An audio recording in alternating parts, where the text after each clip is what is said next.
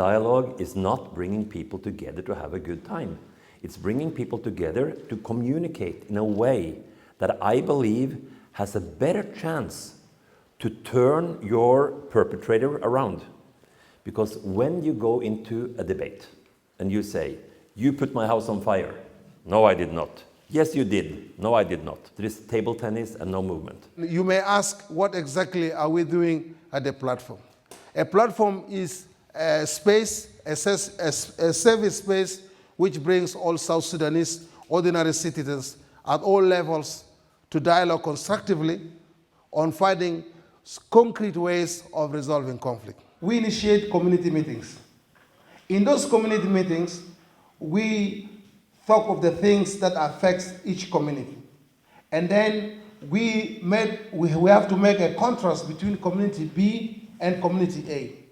If community A have the version of the story which says a lot about community B, we also establish those kind of facts. Then from there, we have to do an analysis, and in which an entry point can be reached between two chiefs, probably two chiefs from one community A and two chiefs from community B. Then we bring them into a sort of a dialogue until they reach the point in which they have to accept that the two communities should reconcile.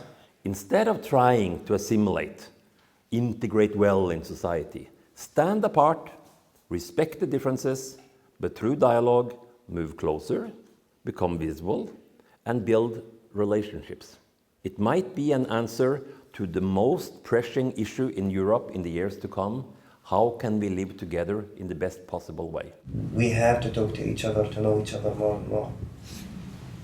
And I believe that in the both sides, they still don't know that in the other side there is a human being.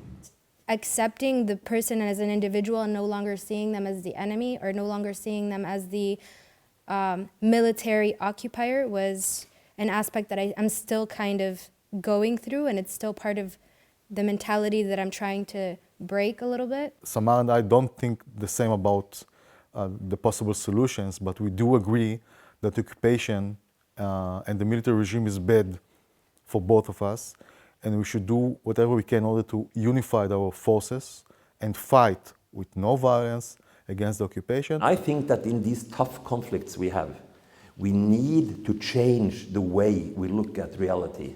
And that does not happen in debate, but it can happen through dialogue. For instance, a Serb can say, "You really believe we poisoned you?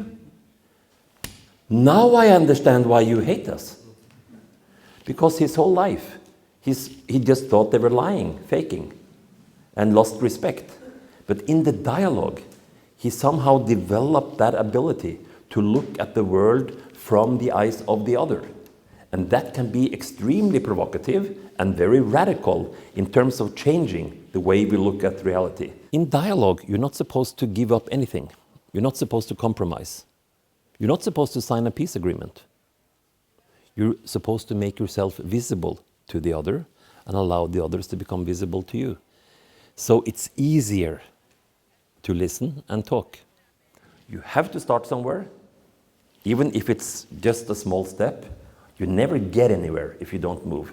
And I keep saying to people, we have too big plans. We want to see too much happen. We want too big results in too short time, and instead we do nothing.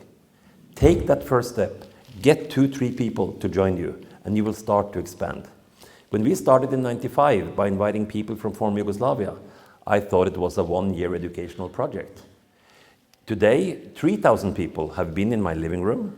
We have involved 30,000 people in activities in the field, and we are seeing very concrete results in the way we are changing the educational policy. And in the case of Macedonia, I think that we prevented a war.